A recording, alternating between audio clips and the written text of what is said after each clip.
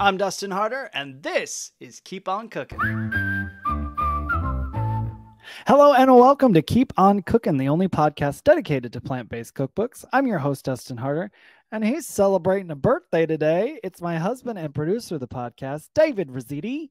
He's celebrating a birthday. Happy birthday, babe. Hey, Thank what you. comes up but never goes down? My birthday? Your age. How dare you? Well, let's speak of your birthday as well. It's my birthday too. Wait a second. Wait a minute. What? Do they have the same birthday? Yes, we do. Yes, we do. Happy Y'all, birthday. Happy birthday, darling. What are you going to be doing this evening for your birthday? I don't know. What are we doing for our birthday? We're not doing I'm anything. Gonna be in I know rehearsal what you're for a doing. Show. Yeah. You're going to be. Oh, I've got a great night planned. You've got a I'm great sorry night. you won't You're be there, seeing but my Tina the birthday's musical. I'm gonna hang out with my friend Linda. We're gonna go to La Semilla in Atlanta. If we haven't told you all about La Semilla, Y'all. it is a vegan experience you've been waiting for here in Atlanta. Delicious Cuban food by Chef Reed and Chef Sophia. Just fantastic food, fantastic atmosphere, great people. La Semilla. So that's what I'm doing for my birthday. And after that, I'm going to go see Tina the musical. We'll miss you there, Toots. I'm in rehearsal.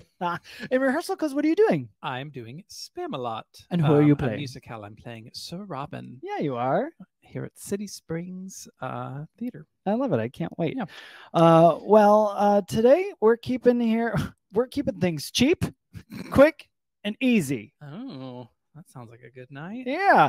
No, Hi-yo. listen, we're going to keep things cheap, quick, and easy with the new book, Plant-Based on a Budget, Quick and Easy, 100 Fast, Healthy, Meal Prep, Freezer-Friendly, and One-Pot Vegan Recipes by Toni Okamoto. This book is coming out March 7th, so you want to go pre-order it now. It's available for pre-order. You can click the link in the show notes here to make sure you get a copy of your pre-order wherever books are sold. Now, Toni is the founder of Plant-Based on a Budget, the popular website and meal plan that shows you how to save dough by eating veggies.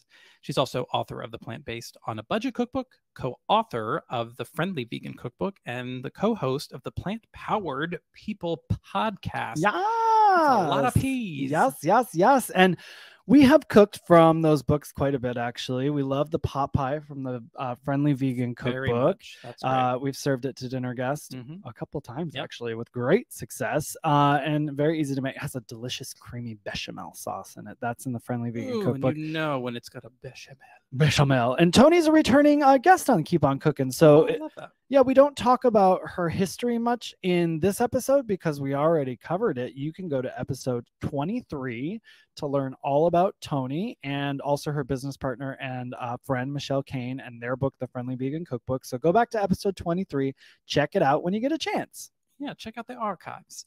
Toni's work has been profiled by NBC News, Parade Magazine, and she's a regular presence on local and national morning shows across the country where she teaches viewers how to break their meat habit without breaking their budget. That's right. And she was also featured in the popular documentary, What the Health? I also want to mention that on her website, plantbasedonabudget.com, there is a 4-week plant-based on a budget meal plan. It's very impressive. Do you remember I got this for my sister a couple of years ago? I think I got it for Christmas, and my sister's not vegan, but she's always she's making an effort to try more vegetables, try different ways of cooking. She also doesn't love cooking, right? So she's always looking for ways and always asking me for tips and stuff. And she's stuck to this 4-week meal plan for a lot of it. Yeah, a lot of it. Which for her is great, because planning food-wise isn't really her thing. So that just shows you that this meal plan. I would say most people, that's where they can kind of yeah. That's why I'm mentioning it. Yeah, because it's not just my sister. You can make one meal or you can suffer through one meal, but it's like, all right, what do I do in the middle of the week? What do I do the second week? Well, we get into that in the interview. We talk about how actually when you're planning, you're saving time and money. So yeah, stay tuned. You'll hear Toni and I get into it, but I wanted to mention this meal plan at the 4-week meal plan at plantbasedonabudget.com because it's very impressive and so helpful for anyone just starting out on a vegan diet or even someone who has been vegan a long time and just looking for some inspiration in the kitchen. It's a great way to pinch pennies and spice things up. So Toni has really created, truly a great business and helps so many people with the topic that is so important, which of course is eating plant-based on a budget. So here she is to talk about all the things in her new book, Plant-Based on a Budget, Quick and Easy. It's Toni Okamoto. She has made your plant-based dreams a budget-friendly reality for years now. Please welcome to the podcast the founder of the very popular and wallet-friendly website, Plant-Based on a Budget. It's Toni Okamoto. Hi, thanks for having me again. I can't wait to Yeah. chat with you. So glad you're here. We're going to dive right into your icebreaker question. So you've become the queen of eating plant-based on a budget, but is there a world, we have so many products in the plant-based world these days. Is there a plant-based item at the top of your list when you think of like splurging on something that you're like, yes, I'm going to splurge on that? I love the Impossible Nuggets. They are so good. And fortunately, there's this discount grocery store by my house. It's called Grocery Outlet, and they sell things that are nearly expired, or maybe the brand did a marketing or branding change. Yep. So they sell it at a very discounted price, and you can find a bag of them for $4.99. And I will go and buy them out. I love that you were like, yes, there's this item I'll splurge on, but let me tell everybody this quick tip on getting a deal on them. That's so good. So on brand right away. I love that so much. That's great. Mine is, it used to be, 4, 5, 6 years ago, there weren't many vegan like artisan cheeses out on the market. And now I feel like we kind of keep getting more. And if you go to like, any city and you go to some sort of vegan shop, they've got like some cheeses you've never heard of, right? So like one of my splurges is if I'm in a situation like that, or if I'm having guests over or something, I'll get like a nice cheese wheel or two to sort of like spice up my cheese board, elevate my cheese board a little bit. So I think that's my splurgy product. Which one's your favorite? Oh my gosh, I don't know. Okay. I don't know. I mean, Miyoko's is like tried and true. I love it when I, get my hands on one of those. Do you have a favorite? I do. I love Miyoko's double cream chive. Oh, so that's our good. favorite one too. That's our favorite. And that's really, the one they almost always have. Yeah. And and also if you have a grocery outlet, sometimes you can find that for $5. Hey, look at that. Grocery outlet. So is that a West Coast thing or? Yes, it is. Okay. Right. It's in a few different states, but it's in a lot of places here in California. Okay. All right. There's such a brilliant idea too. It's like Marshalls or let's see, TJ Maxx. That's out of season. The company's not making this thing anymore, or they had too much of it. It's a surplus, and it's a way for them to still profit, but and not waste stuff. Exactly. Yeah, that's great. There's another one. What am I thinking? Marshalls, TJ Maxx, and I'm thinking something. Ross for less. Dress for less. Ross. Yes. Well, there's another vegan cheese too. I always forget that they've changed the name, so it's not going to do me any good to try and think of it now. They've changed the name, but it's it's brie cheese. It's out of Philadelphia. It's so good. The Tree Line? It's not Tree Line. It used to be called something like Conscious Cultures Creamery or something. Oh, yeah. Oh, I know that. And now it's called Rebel or something, I think. I can't recall. So I'll have to look that up and let everyone know who's listening because it is delicious. Well, Toni, you're a return friend of the pod, and we're so happy to have you back. And if you want a little more about Toni's history, I would invite you to go back to listen to episode 23 of Keep on Cookin'. In that episode, you'll get a little glimpse into Toni's history. And we also have your business partner and friend on in that episode, Michelle Kane of World of Vegan. And that's because you were both here talking about your cookbook together, the Friendly Vegan Cookbook. I love this cookbook so much. But we're here today to discuss this fantastic new book you have coming out, a follow-up to 2019's Plant-Based on a Budget. That's when Plant-Based on a Budget was, right? 2019? That's it.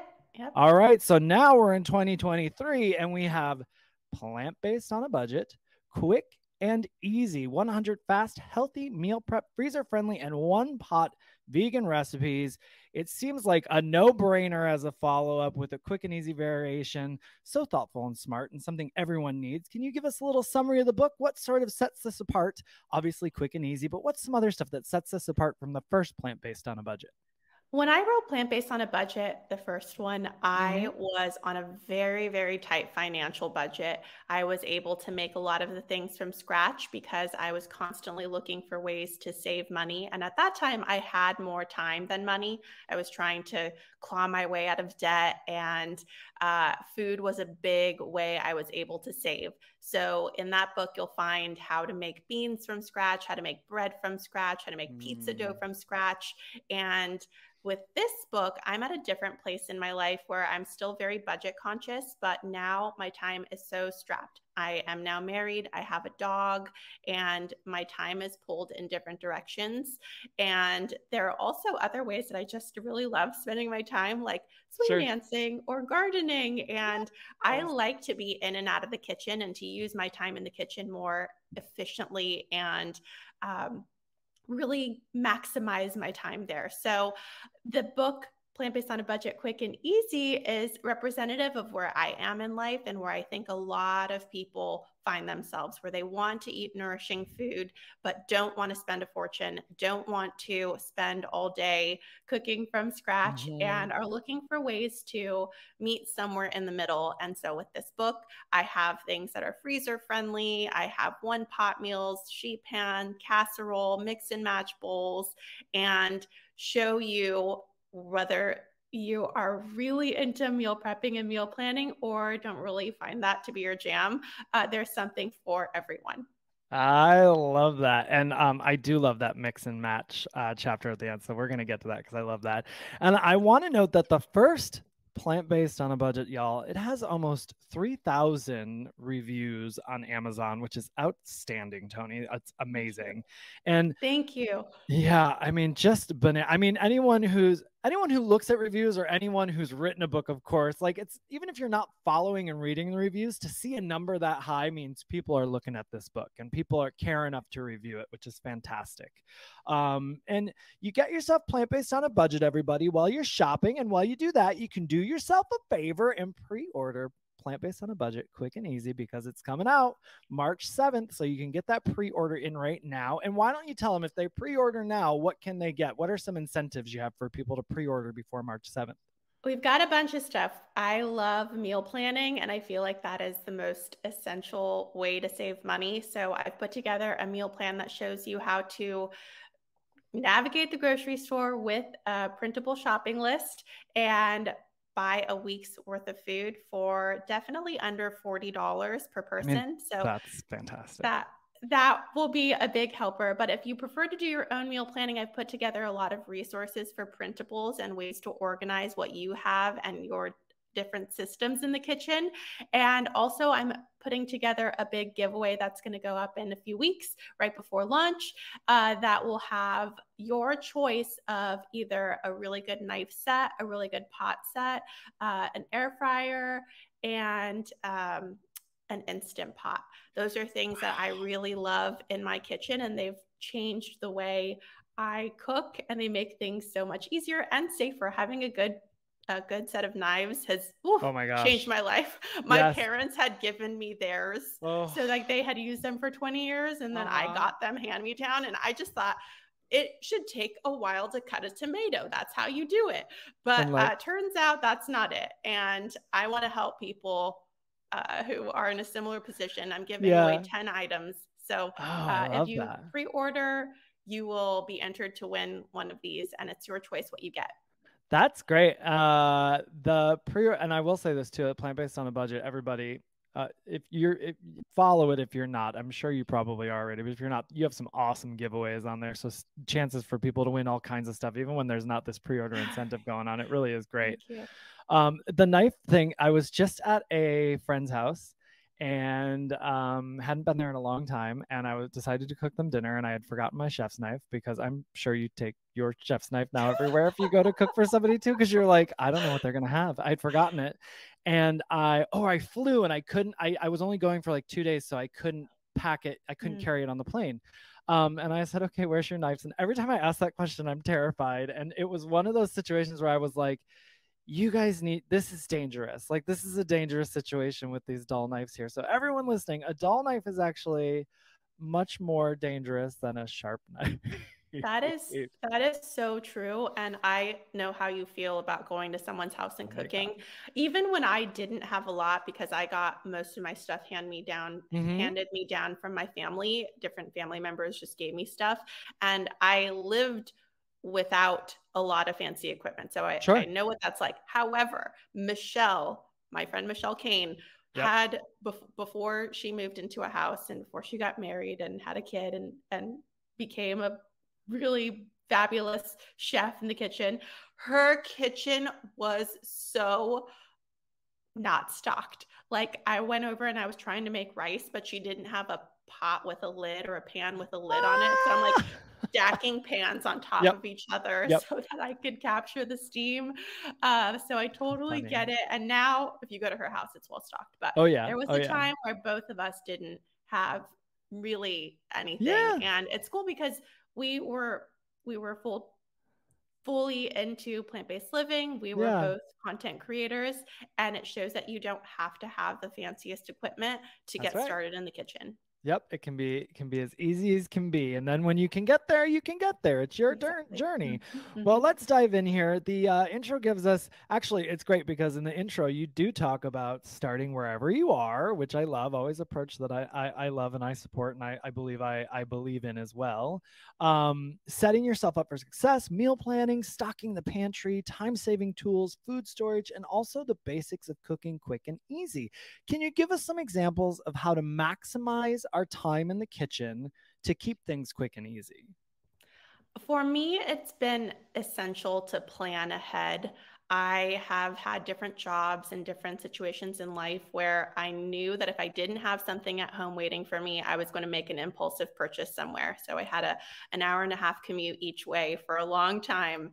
And I knew that if I left at 6 p.m., and was getting home at 7:30 p.m., I was going to be really super hungry. And if I didn't have a plan in place, that could be a can of beans and a tortilla and some salsa and some rice. It doesn't have to be anything fancy. I just need that plan, or else I'm going to stop at Chipotle and get a veggie burrito. And so planning is so essential. And there are so many different ways to plan. There are people who are really into planning and put together spreadsheets, and they've got their kids' lunches all color-coded and their spouses' lunches all color-coded. Everyone's knows exactly what they're eating. That's not me. I'm the lazy cook who is doing the mix and match bowls. I like to prep one thing like quinoa or rice, and then put together easy proteins like a can of beans or some tofu. And with tofu, I'll just bake it or air fry it. I love the air fryer, saute it, and put those together in different things throughout the week. I know that those are going to be my bases. I'll do stir fry or burritos or wraps, or I'm really into the hummus pizza in the book is one of my go-tos. It's got dinner on the table in 10 minutes. Nice. Love it so much.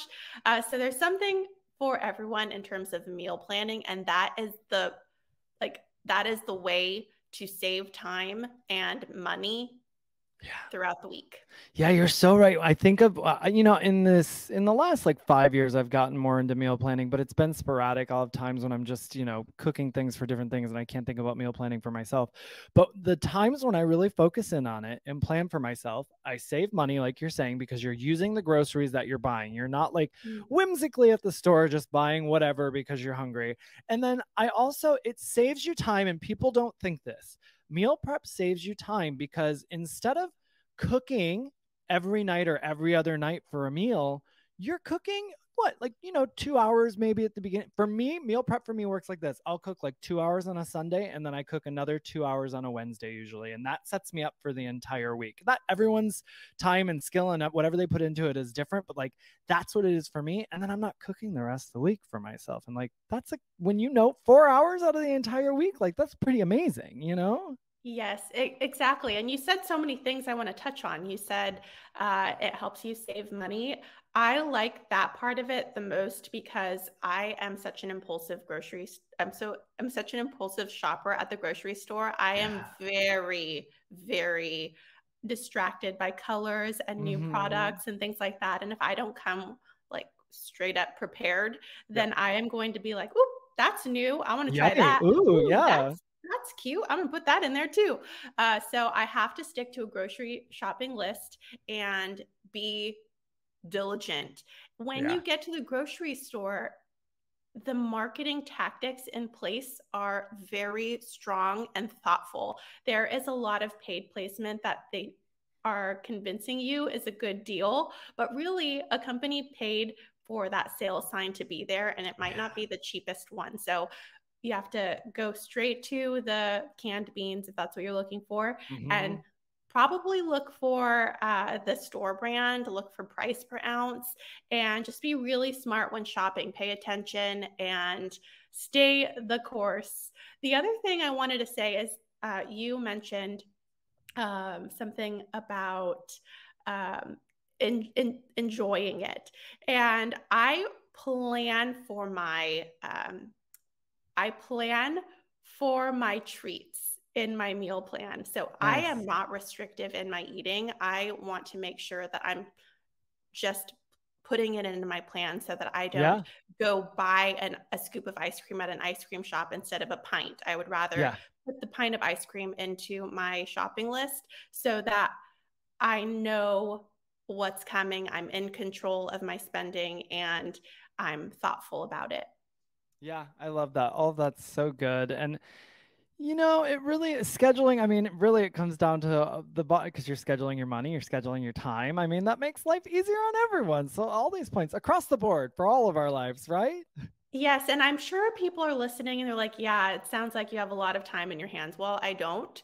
And what's cool about it is that I've laid out everything for everyone. All you do is I have a sample meal plan in the back of the book that has a grocery shopping list. You can take that list to the grocery store and not have to put in any time and effort into what you're making because I've done the groundwork for you. So great. And then when it's done, and then also when you do schedule in your meal prep, you're actually buying yourself more time. So I get why people might think what you're saying they could potentially be thinking, but like what we're saying is if you schedule, you're going to have more time in the long run. We promise. So true. Goodness. Well, this first food chapter is called Make Ahead Breakfast. And what's a make ahead breakfast that is on regular rotation for you in your home from this book? I love the breakfast burritos. They're very filling and they're freezer friendly. So if you put in the time and effort, you can make extras and take them to work throughout the week. And it sounds strange. Before really, really digging into recipe testing freezer friendly meals, I thought, okay, you could do soups, you could do lasagna, things like that. Those go in the freezer, but you can freeze so much. And breakfast burritos really hold up. And what I like about these is that they're hearty. They have hash browns in them, beans in them, and they keep me fueled throughout the morning and hold me over until lunch.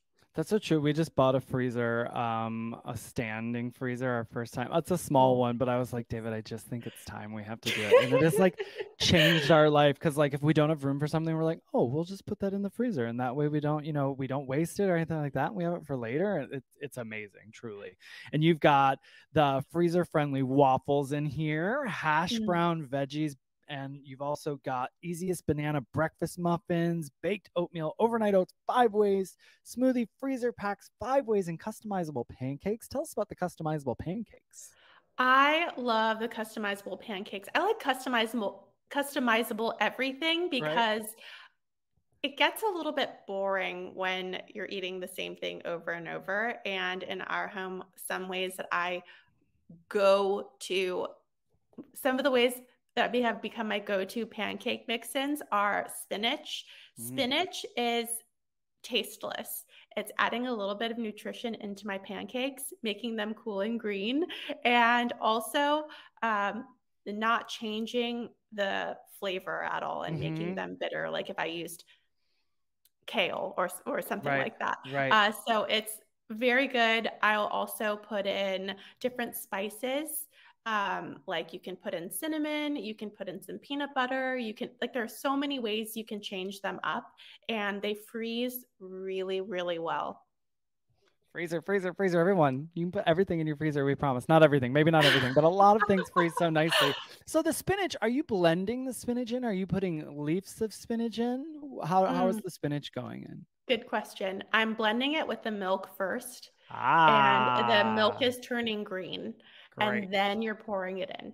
Okay. And then, because I was thinking, I want spinach pancakes now with blueberries. Is that weird? Oh, no, that sounds delicious. That's what I want. And it's Yeah. customizable, so I can if I want to. All right. Oh, and actually, that's a great point, and something that I really, really encourage with the book. I have a very basic list of ingredients that make up the recipe.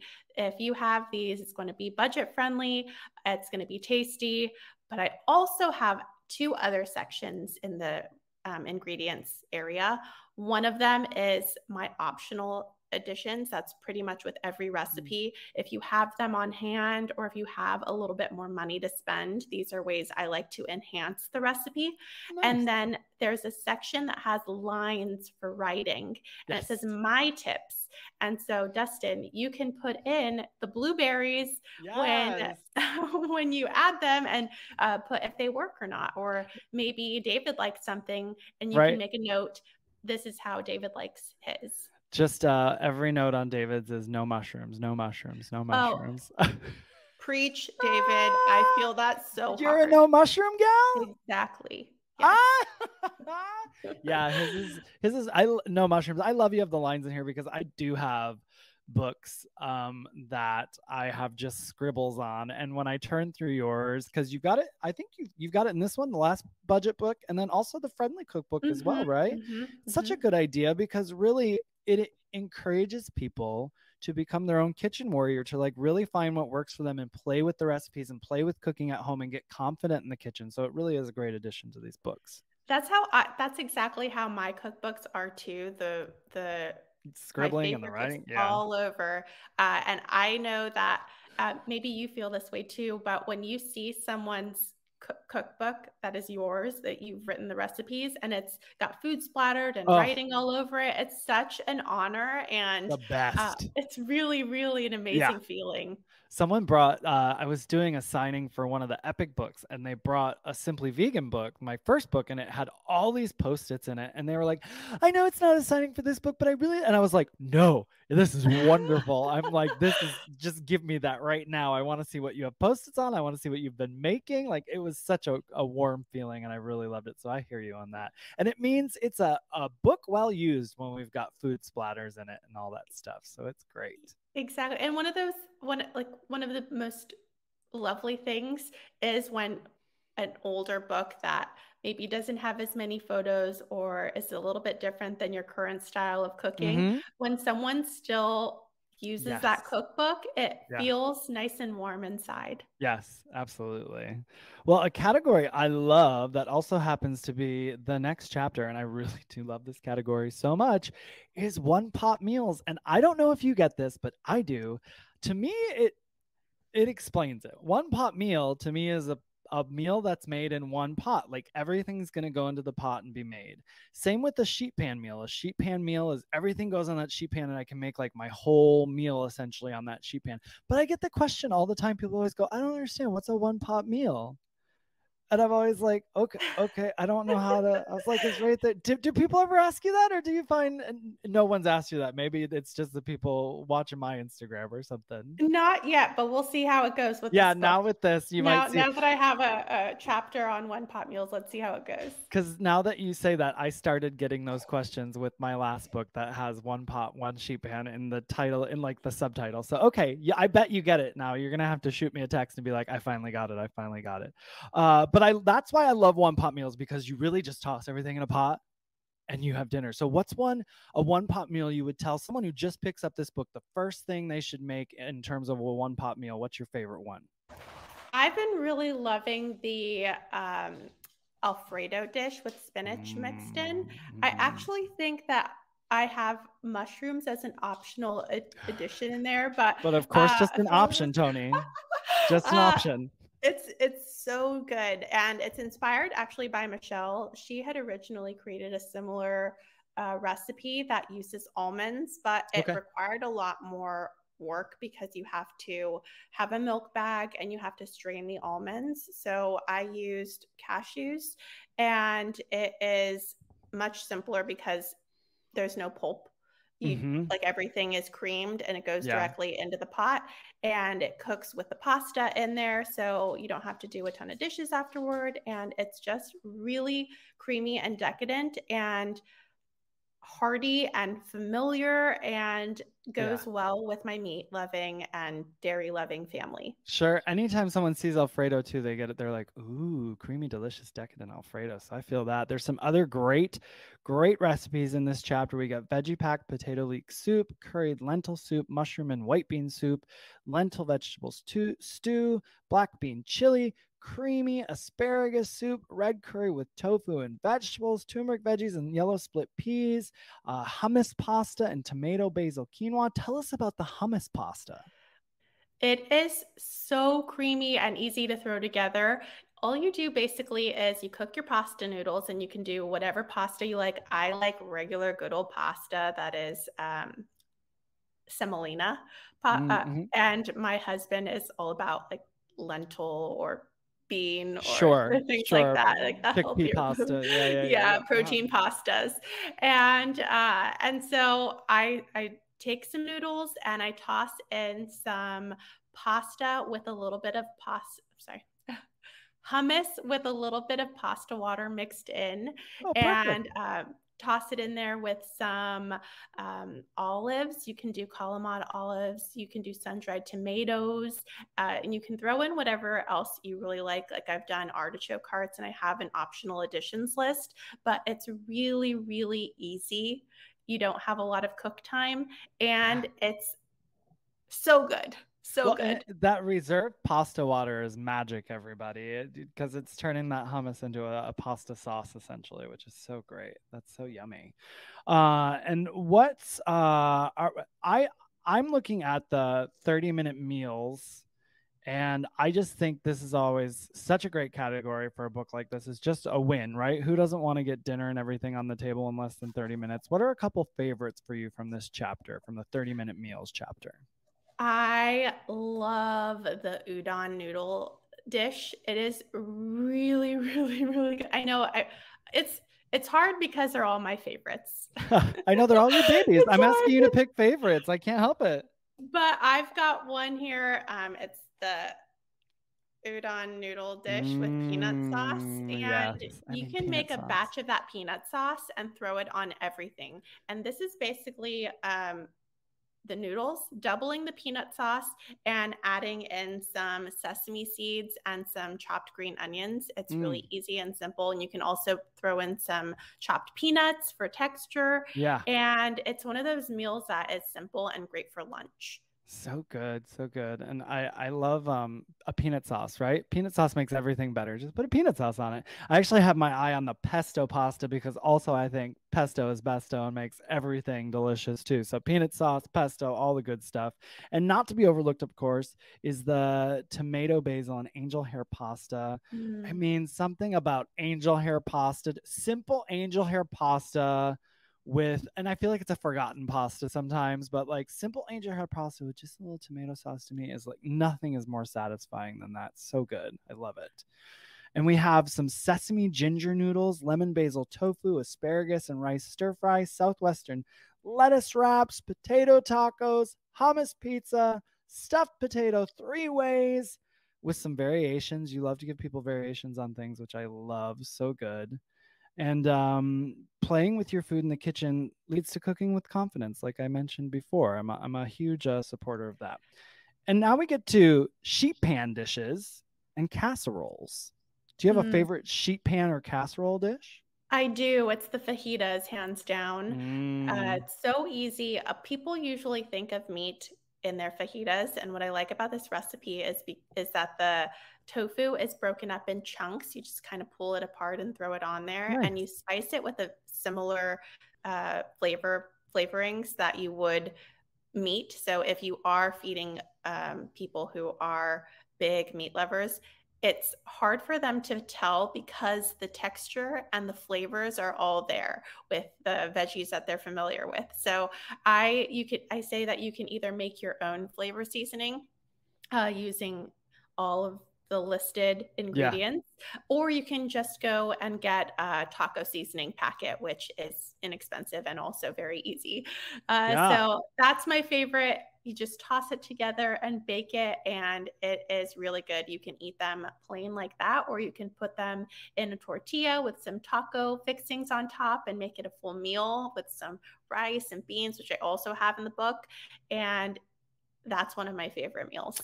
Fajitas, I feel like too, those are one of those ones when if you go to a Mexican restaurant and it's not vegan and you're trying to veganize something, that's always one of the ones, just for everyone listening, one of the ones where you can be like, hey, I'll take fajitas, no meat, just give me all the veggies, and like I'll skip the cheese and the sour cream, just veggies and you'll be satisfied. You'll be satisfied. Fajitas are a very satisfying meal. I love them.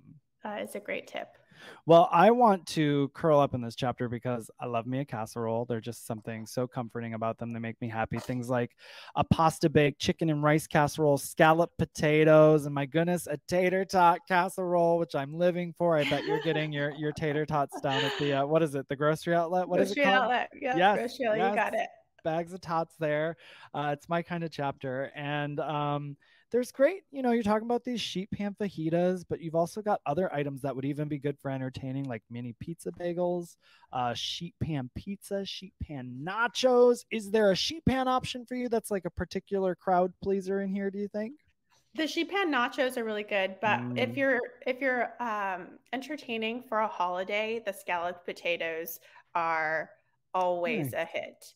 And I almost didn't put them in there because it's not a full meal. Like, you don't usually think I'm going to eat this for dinner, but it's such a crowd pleaser within the plant-based on a budget community that I had to make the exception and put them in. It found its home, but I love that you say for holidays too, because on holidays, people are really spending a lot of money as it is. So if you can find a way to put inexpensive, delicious food on the table, I think anything like that is a win. So I love that you bring that up.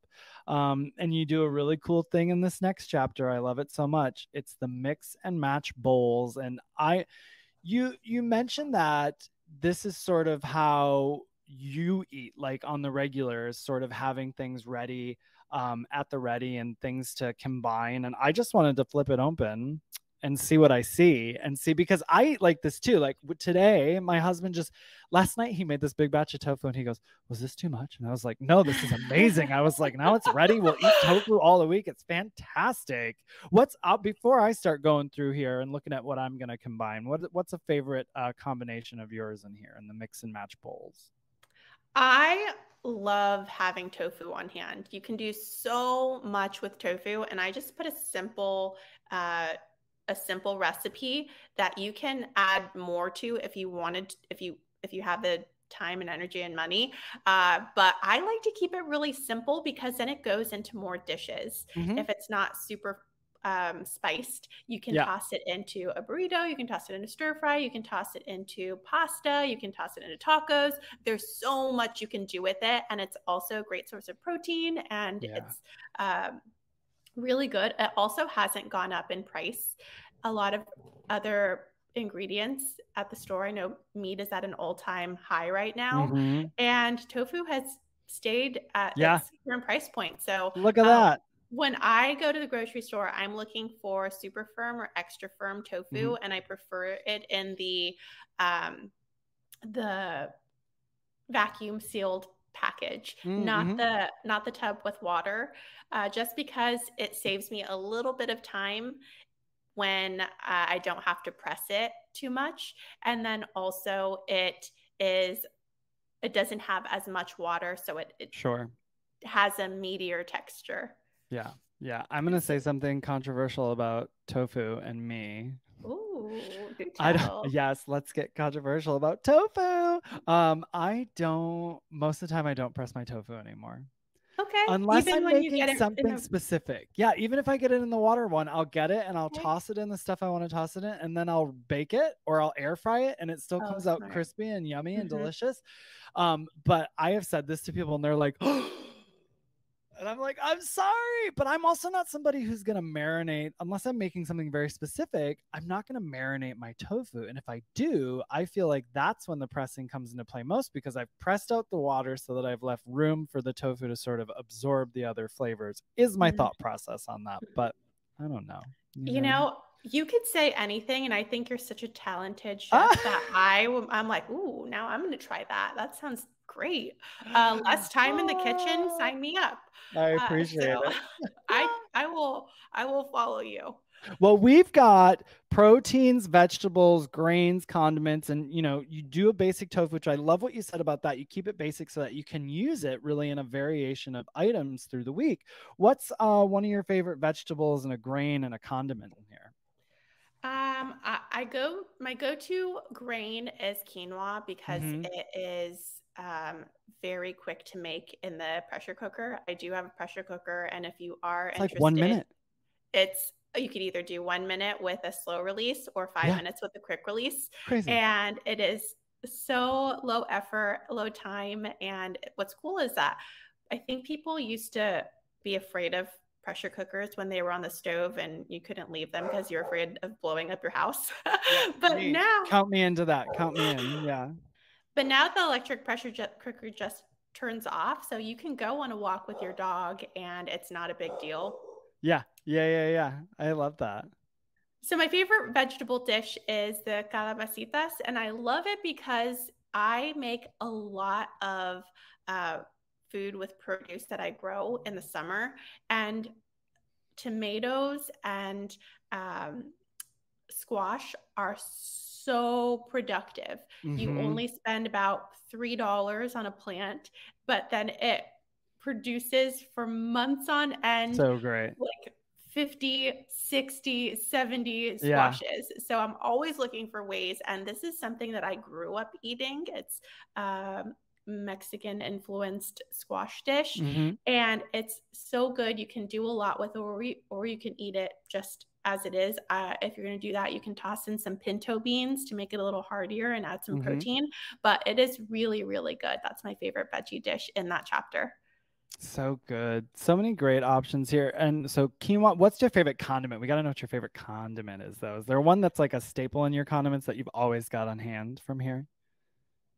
You mean a sauce, or what my favorite condiment is in general? Yeah, one of the sauces or the dressings from here. Yeah. Ooh, I'm going to go with that peanut sauce because I love that you can add it to a rice dish or a burrito or a cabbage salad, or you could even get some top ramen noodles, throw out that packet and stir it in there with some frozen vegetables and have a full meal. So there's so much you can do with a peanut sauce that will leave it totally varied throughout the week.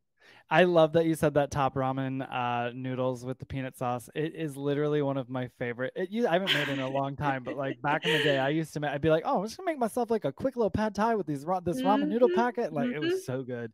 Well, I'm gonna choose. So I'm just gonna quickly put together from here. We've got the proteins, vegetables, grains, and condiments. I'm gonna do myself some ginger lime tempeh. Ginger lime tempeh. Hello, with some, you're not going to love this, but I'm going to love it, garlic, asparagus, and mushrooms.